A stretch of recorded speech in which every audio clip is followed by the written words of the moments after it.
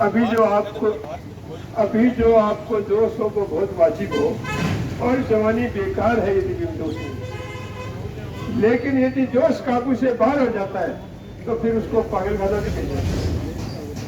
इसलिए जोश को काबू में रखो, योजना बना के रखो, और आगे हम सफल होंगे, इसमें कोई दो राय नहीं है। वो मैं थोड़ा सा तफसील से आपको बताना चाहता हूँ। पहली बात, सुबेदानंद आर्य समाजी नहीं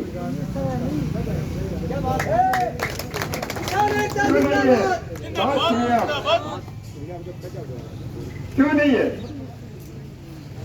कि आर्य समाज वेदों में विश्वास करता है। वेदों में अग्नि, वायु, जल और आकाश और पृथ्वी, इन 5 तत्वों से मानव का शरीर बना है, प्रकृति पूजा है, इसके अलावा कुछ भी।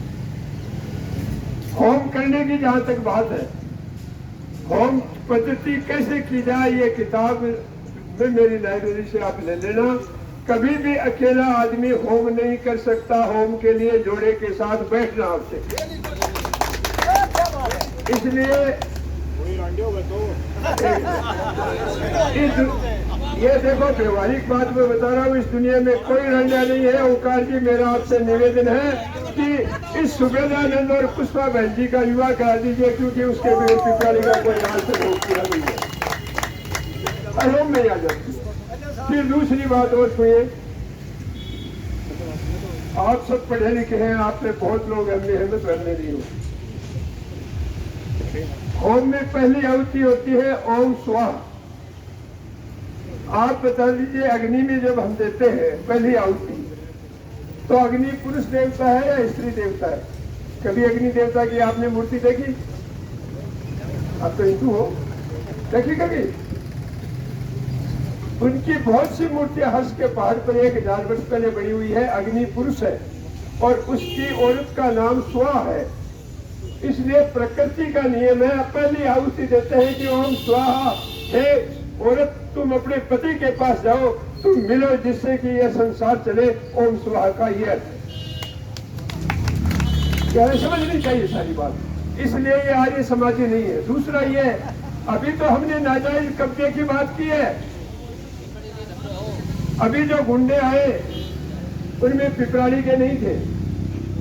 उन गुंडों का जो मुखिया है उस पर इसी थाने में नाबालिग के साथ रेप का मुकदमा दर्ज है। हमें मांग करनी पड़ेगी कि उसको गिरफ्तार, जो उसका पीए है हनुमानगढ़ का, जो सुबेदानंद, और कल उसके खुद के जो नैतिकता की शिक्षा देता है, उससे पहले हम चेतावनी देना चाहते हैं कि सुबेदानंद समझ जाओ, वरना तुम्हारी मेडिकल जांच की भी हम मांग करते हैं। क्योंकि ये क्या है मैं कहना नहीं चाहता आज के दिन, आज ये सवाल की। और वहाँ उस आश्रम में क्या होता है मेरे से गांव वाले ज्यादा जानते हैं, क्योंकि पहले हमने मीटिंग की गांव के बीच में, यहाँ फिर रहे गांव वालों ने सारी बात की। दूसरी बात हमें मतलब है, ये कहते क्या, कल यहाँ आया बीजेपी का अध्यक्ष सतीश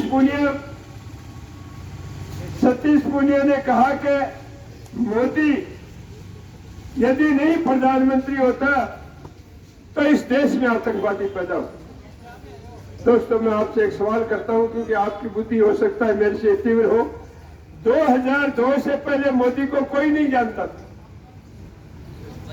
हिंदुस्तान में पहला मुख्यमंत्री है जिसने अपने उच्च अधिकारियों की मीटिंग बुलाई गुजरात में और कहा दंगा होगा और तुम एक सप्ताह नहीं बोलोगे। उसमें कांग्रेस के एमपी को भी मारा, उसने एमपी ने जिसने कोशिश करनी थी कर ली। और मैं सोचता हूँ आपसे बड़ा होगा, दुनिया की सबसे चर्चित और सब भाषाओं में जो उसकी किताब पब्लिश हुई है, गुजरात फाइल्स के नाम से अयूब राणा ने किताब लिखी है, नहीं पढ़ी है तो आप पढ़ लीजिए। इस मुल्क का दुर्भाग्य से ज्यादा क्या हो सकता है कि इंसानों के खून से हाथ रंगा हुआ आज प्रधानमंत्री की सीट पर लगा। इसलिए आप कृपया थोड़ा सा दिमाग पर जोर देने की कोशिश करें। देश का गृह मंत्री जो खिलाफ दिख जाए उसका एनकाउंटर करा दे। गुजरात में सूची भरी पड़ी है एनकाउंटरों की। और उन इनकाउंटर की वजह से इसको तरी पार करना पड़ा, कोर्ट को कहना पड़ा कि तुम गुजरात नहीं जाओगे। वो दुर्भाग्य से हमें भारत का गृह मंत्री मिला है अमित शाह। उन्होंने अडानी और अंबानी को पालने के लिए आए उस दिन से बड़ी गोदाम बनाना शुरू कर दिया था। जब कानून पास किया, चलो हमें व्यक्तिगत किसी से कोई मतलब नहीं, लेकिन हमें इस बात से मतलब है कि अभी जो ये पोस्टर लगे हुए हैं ना उसके इस यज्ञ के, उसमें दो शब्द है, एक वृष्टि, एक राष्ट्र स्मृति। आप में से जो भी संस्कृत के विद्वान है वो जानते होंगे वृष्टि का मतलब बरसात होता है। बरसात हो गई, किसान खुशहाल हो गया, अरे मूंगफली मान रहेगी रोए लोग। और ये उसके लिए होम कर रहा है कि किसान बर्बाद हो रहा है।